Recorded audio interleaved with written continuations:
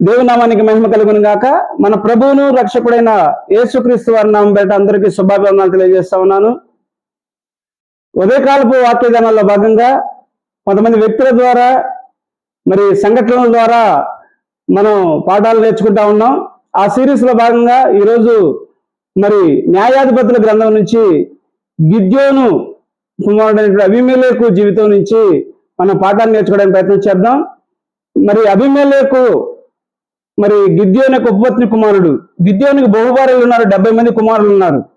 గిద్యోను బహువృద్ధుడై మరి ఆయన చనిపోయే సందర్భంలో చనిపోయిన తర్వాత మరి 70 మంది కుమారులలో ఆటోమేటిక్గా న్యాయాధిపతి అవ్వడానికి వాడు ముందుకెళ్ళాలి. అయితే ఈ ఉపపత్ని కుమారుడు శెకెము ఆమె స్త్రీ కుమారుడు వాక్యాన్ని చదువుకున్నాం. న్యాయాధిపతుల గ్రంథం 8వ అధ్యాయం 31వ వచనాన్ని చదువుదాం. శెకెంలోనున్న అతని ఉపపత్ని అతనికి ఒక కుమారుని కనుక గిద్యోను వాని అబీమెలెకు అని పేరు పెట్టెను. దేవుని స్తోత్రం కలుగును గాక. ఈ అబీమెలెకు శెకెము వారితోటి చేతులు కలిపి ఈ 70 మంది మిమ్మల్ని ఏలాలా అని చాకచక్యంగా చాలా జాగ్రత్తగా మరి నన్ను న్యాయాధిపతిగా ఉంచితే మీకు అనుకూలంగా నేను ఉంటాను అని చెప్పేసి వాళ్ళని ట్రాప్లో పడేస్తాడు. అప్పుడు వారు ఈ అబీమెలెకుని మాటలు నమ్మి అబీమెలెకు కొంత ధనాన్ని ఇచ్చి సపోర్ట్ చేసి ముందుకు పంపిస్తారు, నువ్వే న్యాయాధిపతి అయి తీరాల్సిందేనని.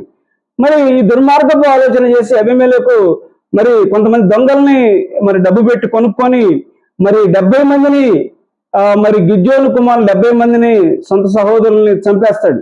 వాళ్ళలో యోతాము అనేటువంటి ఒక వ్యక్తి తప్పించుకొని మరి గిరిజోము కొండ మీద ఎక్కి ఈ శెకెము వాసులకి సందేశాన్ని ఇచ్చాడు.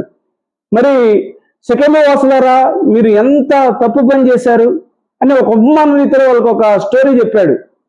ఒక అడవిలో ఉన్న చెట్లన్నీ కలిసి మాకు ఒక రాజు కావాలని సెర్చ్ చేస్తూ మరి ఒలివ చెట్టు దగ్గరికి వెళ్ళి నువ్వు మాకు రాజుగా ఉండాలని అడిగితే ఒలివ చెట్టు మరి మంచి పరిశుద్ధత లేని దేవుని దీపాన్ని వెలిగించే నేను ఆ పనులు పెట్టి అటు ఇటు తిరుగుతూ నేను రాజుగా ఉండలేను అందంట. మరి నెక్స్ట్ అంజూర చెట్టు దగ్గరికి మధురమైన అంజూర పండ్లు ప్రజలకు తృప్తినిచ్చేది నేను, మీరు ఆ పనులు పెట్టి అటు ఇటు నేను తిరుగుతా ఉండలేను అని చెప్పిందంట. తర్వాత ద్రాక్ష చెట్టు దగ్గరికి వెళ్ళి ద్రాక్ష చెట్టును రాజుగా ఉండమంటే మంచి మధురమైన ద్రాక్షారసాన్ని ప్రజలకు ఇస్తూ తృప్తిని పొంది దేవుడికి నైవేద్యం ఉపయోగపడి నేను ఆ పనులు పెట్టి రాజుగా ఉండను నో అని చెప్పిందంట. తర్వాత ముళ్ళ చెట్టు దగ్గరికి పోయి నువ్వు రాజుగా ఉండమంటే వేస్తా నేను ఉంటాను, నా మాట వినాలి లేకపోతే మిమ్మల్ని కాల్చి చంపేస్తాను అన్నంట అని చెప్తూ మరి అటువంటి నిర్ణయం ముళ్ళ చెట్టు లాంటి అబీమెలెకుని మీరు ఈరోజు న్యాయాధిపతిగా రాజుగా ఎన్నుకున్నారు, మీకు ఇదే నా శాపమని ఆ కొండ మీద శాపం పెడతాడు. మీరు అబీమెలెకు చేతిలో కాల్చివేయబడతారు, మీ చేతిలో అబీమెలెకు హతమైపోతాడని చెప్పి శాపం పెట్టి అక్కడి నుంచి పారిపోతాడంట. మనం పరిశీలన చేస్తే న్యాయాధిపతుల గ్రంథం 9వ అధ్యాయాన్ని పరిశీలన చేస్తే అందులో ఉంటది, యెహోవా దురాత్మను లేపి మరి ఆ శెకెము వాసులకన్నా అబీమెలెకు మధ్య మరి వివాదం పెట్టాడంట. మరి గాలాము అనే వ్యక్తి అబీమెలెకు వ్యతిరేకంగా మాట్లాడుతుంటే ఆ శెకెము పెద్దలు వెళ్ళి మరి ఈ విధంగా నీ మీద కుట్ర జరుగుతున్న అబీమెలెకు చెప్పినప్పుడు అబీమెలు మరి సైన్యాన్ని కూర్చుకొని 4 భాగాలుగా చేసి ఈ శెకెము యజమానుల మీదకి పంపించి వెళ్ళినప్పుడు వాళ్ళు గోపురం మీద దాంకుంటే శెకెము గోపురం మీద దాంకున్నారంట. ఆ గోపురం చుట్టూ రౌడీలను పెట్టి మరి చెక్క మొద్దులు పెట్టి ఆ గోపురాన్ని తగలబెడితే వారంతా కాలి మసైపోయారు. ఆ తర్వాత నెక్స్ట్ మరి పక్క పట్టణం అయినటువంటి దెబేస్ అనే పట్టణానికి వెళ్తున్నప్పుడు ఆ గోడ మీద ఒక స్త్రీ సహజంగా అప్పుడు శత్రువులు రాకుండా ఆ గోడల మీద నివాసాలు అంటే ఉండేవాళ్ళు. ఆ గోడ మీద తిరగటి రాళ్ళు పెట్టి తిరగటి రాయిని ఈ అబీమెలెకు మీదకి ఆ తెలివిగల స్త్రీ మరి సూటిగా వేసేసరికి ఆ తిరగటి రాయి పైన పడి అబీమెలెకు మరి చనిపోయాడంట. ఈ అబీమెలెకు చచ్చిపోతే ఒక స్త్రీ చనిపోతే స్త్రీ చేతులు చనిపోవడం బాగుండదని తన సైనికుడి చేత కత్తితో పొడిపించుకొని చనిపోయాడంట. మరి ఆ రోజు మరి ఆ యోతం పెట్టినటువంటి శాపము అక్కడ నెరవేరినట్లుగా మనం చూస్తాం. దీన్ని బట్టి మనం ఆలోచన చేస్తే అబీమెలెకు జీవితాన్ని కనుక మనం ఆలోచన చేస్తే 3 సంవత్సరాలు న్యాయాధిపతిగా ఉండి తన దేవుడు నిర్ణయించకుండా మరి దేవుడి చిత్తం ఏంటో దేవుడి ప్రణాళిక అంటే ఎవరిని ఏ పొజిషన్ లో ఉంచాడో ఆ పొజిషన్ లో ఉండకుండా దేవుడు ఒక ప్లాన్ చేసి మనిషి జీవితాన్ని కొనసాగిస్తాడు.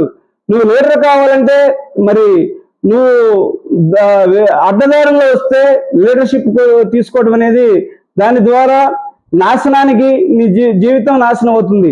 ఇక్కడ కనుక అబీమెలెకు జీవితాన్ని చూస్తే యవ్వన ప్రాయంలోనే తన ప్రాణాన్ని కోల్పోయాడు.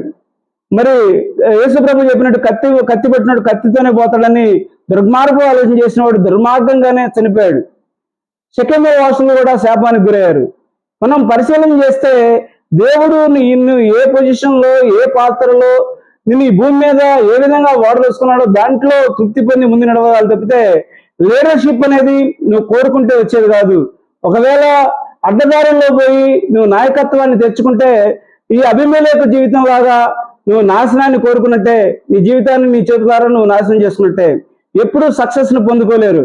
మరి న్యాయాధిపతుల్లో చేయబడినటువంటి ఆ 12 మంది న్యాయాధిపతులు అందరూ కూడా ఇశ్రాయేలు సమాజానికి సేవ చేసి శత్రువుల నుంచి విడిపించి ఒక మంచి మార్గంలో దేవుని పిలుపు మేరకు ముందుకెళ్లారు. మరి ఈ అబీమెలెకు అనే వ్యక్తి సొంతగా తనకు తానే న్యాయాధిపతిగా ప్రకటించుకొని మరి ఎటువంటి సేవ చేయకపోగా మరి జాతి నాశనానికి ఆయన పాత్రుడైపోయాడు. మరి తాను కూడా నాశనం అయిపోయాడు. ఈ అబీమెలెకు జీవితాల నుంచి మనం నేర్చుకోవాల్సిన పాఠం ఏంటంటే నాయకత్వం అనేది మనం కోరుకుంటే వచ్చేది కాదు, దేవుడు ఇస్తే వచ్చేది. దేవుడు మనకి ఏ పని ఇచ్చాడో ఆ పనిలో మనం మరి ఆ పనిలోనే ఉండాలి. ఇందాక మనం చెప్తున్నటువంటి అడవికి రాజు స్టోరీని కనుక ఆ చెట్ల స్టోరీని చూసినప్పుడు ఆ చెట్లు ఏ విధంగా అయితే ఏ పనికైతే నిర్ణయించబడ్డాయో ఆ నిర్ణయానికి అవి వాడబడినట్లుగా మనిషి నువ్వు ఏ స్థానంలో దేవుడు ఉంచాడో భూమి మీద నీకు ఏ పాత్ర అయితే ఇచ్చాడో ఆ పాత్రలో మరీ ముందుకు నడిపించబడాలి తప్పితే లీడర్షిప్ అనేది దేవుడికుండా కోరుకుంటే నీ జీవితం నాశనం అయింది, సమాజం కూడా నాశనం అయిపోయింది, సమస్తానికి కూడా కీడు కనుక. ఎట్టి పరిస్థితుల్లో కూడా అబీమెలెకు జీవితాన్ని మనం నేర్చుకోవాల్సిన గుణపాఠం ఏంటంటే మనము అధికార దాహంతో అడ్డదారుల్లో అధికారం కోసం ముందుకు ప్రాకులాడకూడదు. దేవుడిస్తేనే అధికారాన్ని తీసుకోవాలి. మరి ఈ గొప్ప సత్యాన్ని మనం తెలుసుకొని ముందు నడిపించబడాలి.